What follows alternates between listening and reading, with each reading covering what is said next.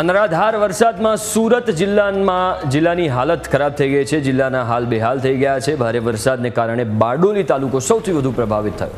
વાડીથી ઉમરપાડા જતો માર્ગ બંધ થતા વાહન ચાલકો અટવાયા। માર્ગ મકાન વિભાગ હસ્તકના 62 માર્ગ અવરજવર માટે બંધ કરાયા છે। બારડોલીના 24, માંડવી અને ઓલપાડના 12, મહુવાના 2 રસ્તા બંધ થયા। પલસાણા અને ઉમરપાડાના 5 રસ્તા બંધ કરાયા છે। મહુવાના 2 માર્ગ, કામરેજ અને માંગરોળના 1 માર્ગ બંધ થયા। તમામ માર્ગ ઓવરટોપિંગ થવાના કારણે વાહન વ્યવહાર એમાં ખોરવાયો હતો। પાણી ઉતર્યા બાદ રસ્તાઓ ફરીથી શરૂ થશે।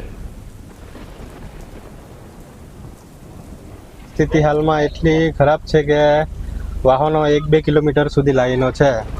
હવે વરસાદ ચાલુ જ છે તો વાહનો પેલે પાર જવાની બી બહુ તકલીફ છે। શું માંગ છે? આની સમસ્યા કઈ રીતે સોલ્વ થઈ? સમસ્યા પેલો બોક્સ કન્વર્ટ પુલની માંગણી છે અમારી, એ મળી જાય તો પછી સમસ્યાનો હલ થઈ જાય। અમારા ગામમાં છેલ્લા આજુબાજુ વિસ્તારમાં 5 કલાકથી અતિ ભારે વરસાદ થતાં અહીંયા જે સ્ટેટ હાઈવે જાય છે વાડીથી ઉમરપાડા, એના પર પાણી ફરી વળતા દરેક જગ્યાએ કોઈને બંધ થઈ જતા 5 કલાકથી રસ્તાઓ બંધ થઈ ગયા છે। મોટી વાહન વ્યવહાર ઠપ થઈ ગયો છે।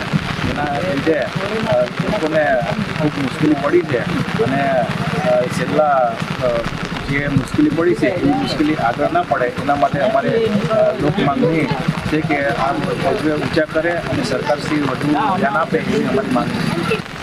આ રસ્તો વાડીથી ઉમરપાડા સુધી હાઈવે ટાઈપ રસ્તો છે।